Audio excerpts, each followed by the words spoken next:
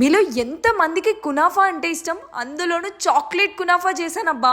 ఎలా చేశాను ఏంటి అన్నది తెలుసుకోవాలా? పదండి చూసేద్దాం. మన భాషలో చెప్పాలి అంటే సన్న సేమియా అండి. అదే రంజాన్ కి యూస్ చేస్తారు కదా. ఫస్ట్ అయితే షుగర్ ని తీసి పౌడర్ చేద్దామని మిక్సీలో వేసా. ఇంకా మన దరిద్రం గురించి తెలిసిందే కదా, మిక్సీ కూడా హ్యాండ్ ఇచ్చిందనమాట.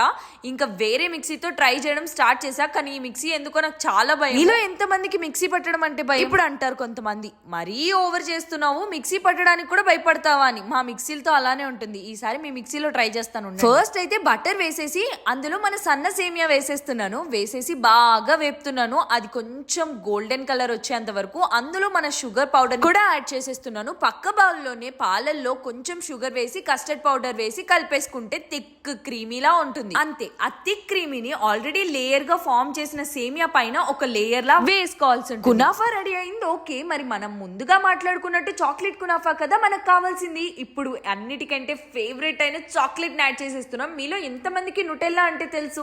నాకైతే బాగా ఫేవరెట్ అనమాట. మీకు కూడా చాలా మందికి ఫేవరెట్ ఉండే ఉంటుంది. పిల్లలైతే బాగా ఇష్టపడతారు. టేస్ట్ విషయానికి వస్తే అసలు చెప్పక్కర్లేదు. నా ఎక్స్ప్రెషన్స్ లోనే మీ అందరికీ అర్థమైపోయి ఉంటది. ఇప్పటి వరకు ఎవరైనా కునాఫా ట్రై చేయకపోతే ట్రై చేసేయండి. బయట 250-300 పెట్టి కొనుక్కునే దానికంటే ఇలా 10 నిమిషాలు ఇంట్లో ట్రై చేయండి. మస్తు టేస్ట్ ఉంటుంది.